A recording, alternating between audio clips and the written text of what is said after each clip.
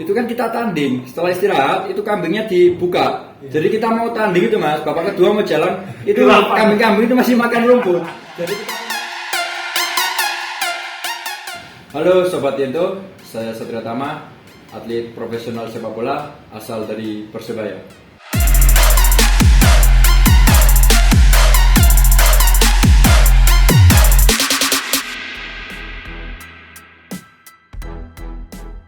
Iya, kalau awal karir itu saya waktu awal itu bukan atlet sepak bola. Awal itu bulu tangkis, lebih ke bulu tangkis.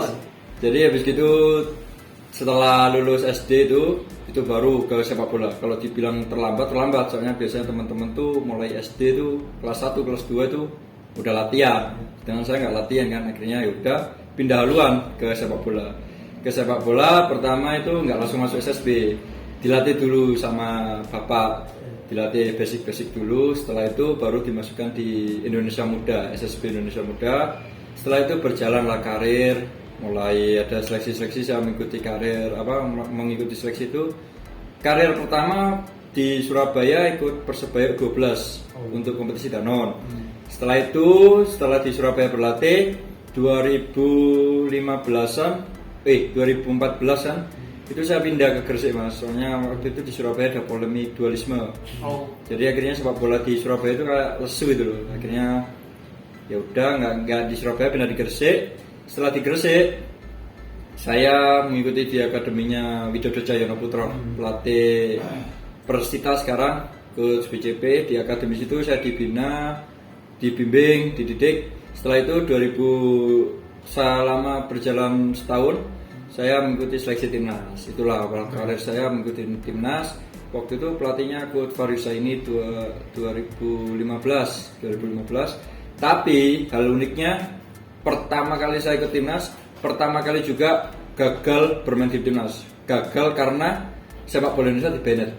Jadi kita udah persiapan, tapi nggak jadi main karena sepak bola di banned.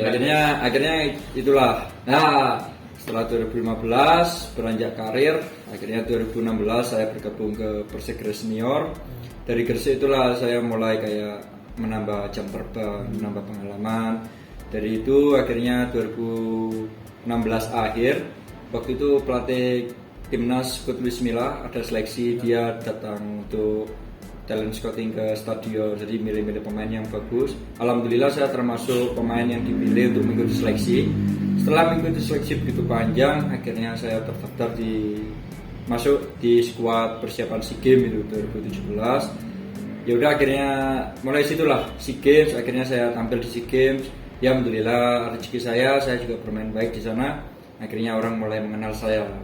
Dari SEA Games itu. Ya, dari SEA Games akhirnya saya pindah klub di Madura United. Di Madura United selama 3 tahun sampai 2020 terakhir, akhirnya 2021 saya di Persebaya gitu. Kalau prestasi tertinggi di timnas kemarin 2019 kita juara AFF. Terus kalau yang 2017 SEA Games kita peringkat 3. AFF berapa itu? U23. AFF U23. Iya, main di Kamboja, asuhan Coach Indra Safri.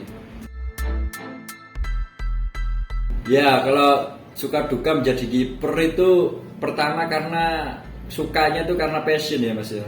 Saya suka nangkap bola, terus saya juga kayak menggagalkan peluang yang ini gol jadi nggak gol gitu kan, ada kayak mungkin orang mencetak gol seneng, tapi kita menggagalkan peluang untuk membantu tim kita supaya nggak kemasukan kan juga kebanggaan buat kita kan. Itu yang pertama sih yang bikin seneng. Terus yang kedua itu juga dulu itu berawal dari kostum jersey kiper kan berbeda sendiri, jadi kayak unik gitu loh. Ya udah dari situ akhirnya karena passion dan juga karena tadi unik akhirnya dikombinasikan, ya akhirnya juga jadi kesukaan jadi kiper. Kalau dukanya mungkin beban ya.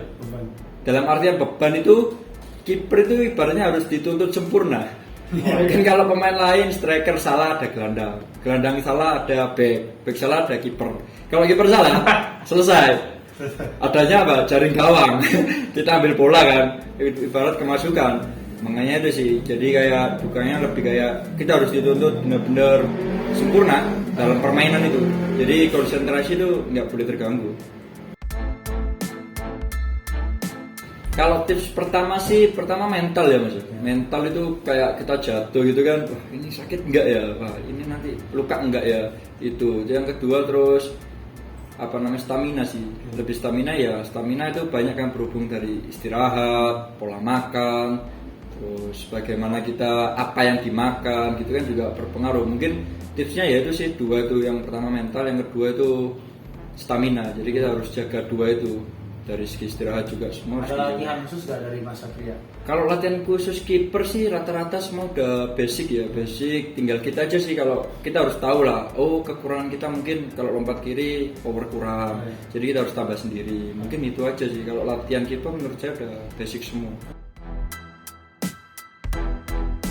Ya awal itu saya pertama kali suka sama kiper, lihat kiper Persela, tapi dia udah meninggal waktu almarhum itu. Dia almarhum Khairul Huda itu salah satu inspirasi pertama saya untuk menjadi kiper.